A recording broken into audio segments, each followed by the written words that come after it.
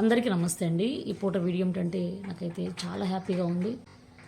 ఎందుకంటే ఈరోజు first payment అయితే రావడం జరిగిందండి. ఇంకా 1 ఇయర్ కష్టం అయితే ఉందండి. చాలా కష్టపడ్డాను. నన్ను ఇంతగా సపోర్ట్ చేసి ముందుకు తీసుకెళ్ళినందుకు మీ అందరికీ కూడా చాలా చాలా థ్యాంక్స్ అండి. మరి ముఖ్యంగా నా సబ్స్క్రైబర్స్కి, నా యూట్యూబ్ ఫ్యామిలీ మెంబర్స్ అందరికి కూడా థ్యాంక్ యూ సో మచ్ అండి. నన్ను ఇంతగా సపోర్ట్ చేసి ముందుకు తీసుకెళ్ళినందుకు. నేను యూట్యూబ్ స్టార్ట్ చేసి 1 ఇయర్ అవుతుందండి.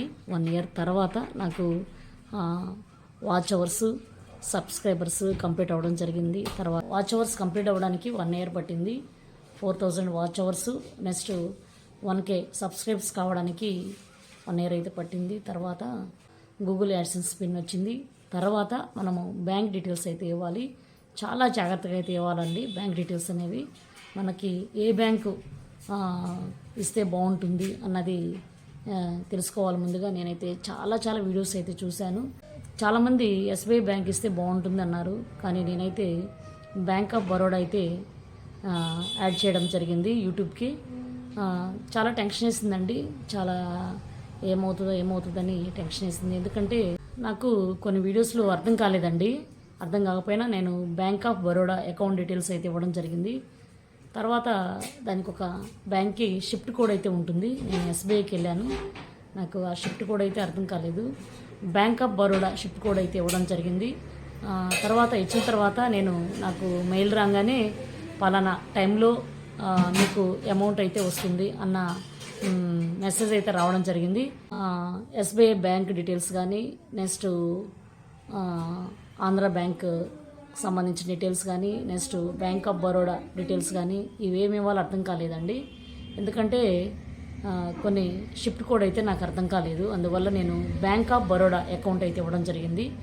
ఇచ్చిన తర్వాత బ్యాంక్ మేనేజర్ దగ్గరికి వెళ్ళి మాట్లాడడం జరిగిందండి. మన ఛానల్ గురించి ఇట్లా అమౌంట్ వస్తుంది అన్న విషయం అయితే మాట్లాడడం జరిగింది.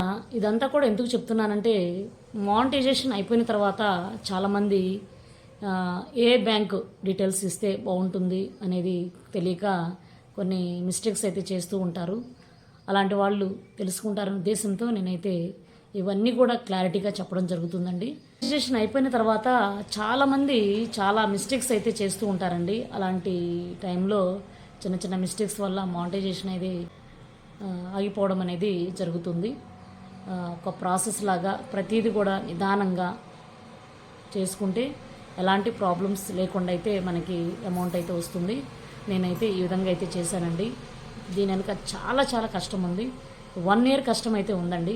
ఒక్క వీడియో తీయడానికి నాకు చాలా టైం అయితే పట్టేది. ఎందుకంటే ఇంతమంది మధ్య ఒక్క వీడియో చేయడానికి నాకు చాలా టైం అయితే తీసుకుంటుందండి. ఇంకా ఎడిటింగ్ అయితే చెప్పనక్కర్లేదు. ఇక వాయిస్ ఇచ్చే టైం లేకపోవడం వల్ల ఒక మ్యూజిక్ రూపంలోనో ఏదో ఒక రూపంలో మీకు ఇక్కడ ఆశ్రమంలో జరుగుతున్న ప్రతి విషయాన్ని అయితే మీకు తెలియజేస్తున్నాను. మీరందరూ కూడా నాకు సపోర్ట్ చేస్తున్నారు.